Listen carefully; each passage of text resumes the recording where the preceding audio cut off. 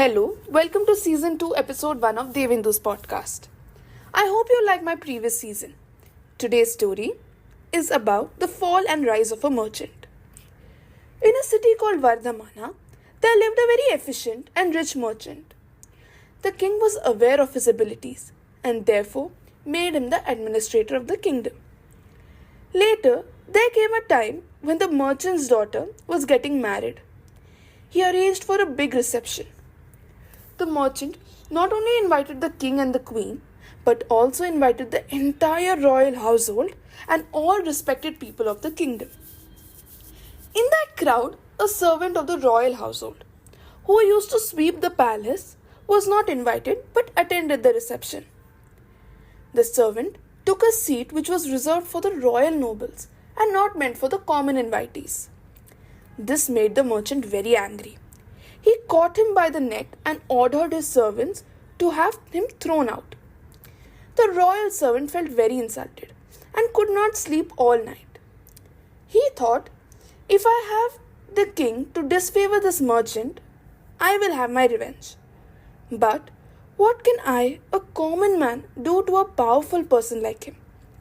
Thinking such, he suddenly had a plan.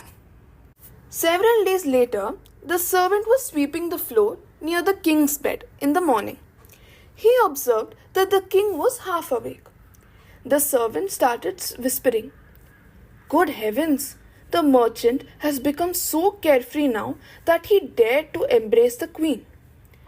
When the king heard this lying in his bed, he jumped up, looking left and right, and asked the servant, "Is it true?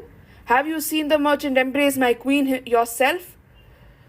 The servant at once fell at the king's feet. "Oh, master, I was gambling all night. I feel drowsy, for I didn't sleep last night. I don't know what I have been mumbling, but if I said anything wrong, please forgive me." The king spoke no more, but the servant knew that he sowed the seed of distrust. The king thought, "It can be true. The servant moves about the palace freely, and so does the merchant. It is possible that the servant has seen something." The king was troubled with jealousy. From that day onwards, he withdrew his favors from the merchant and even forbade him to enter the palace.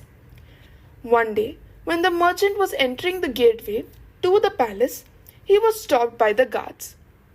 The merchant was surprised due to the sudden change in the king's attitude. The servant was nearby and mockingly shouted at the guards, "Oh, guards!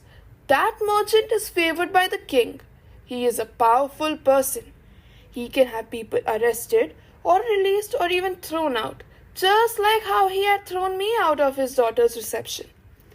Beware, for you may suffer the same fate." On hearing this, the merchant understood that the servant had caused this trouble somehow. He returned home, upset over the incident. The merchant gave everything a second thought, and then he invited the royal servant to his house. He treated the servant with utmost respect and flattered him with gifts and garments. He said kindly, "Oh friend, that day I did not have you thrown out due to anger, but it was improper of you to occupy the seats reserved for the royal nobles. They felt insulted, and out of compulsion, I had to throw you out. Please forgive me." The servant was already flattered with all the gifts, and he was full of joy. "Sir, I forgive you. You have not only expressed your regrets, but also honored me with utmost respect." He assured the merchant, "I will prove to you how clever I am.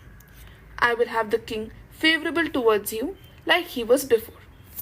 The servant went back home. Early next morning, when he started sweeping the floors of the palace, he waited till the king was lying half awake. When the opportunity came, he started sweeping around his bed and started whispering, "Our king is crazy. He eats cucumbers in the restroom." On hearing this, the king was taken aback. He got up angrily and shouted at the servant, "What nonsense do you talk about? Had you not been a royal servant, I would have punished you fiercely. Have you ever seen me doing such a thing yourself?"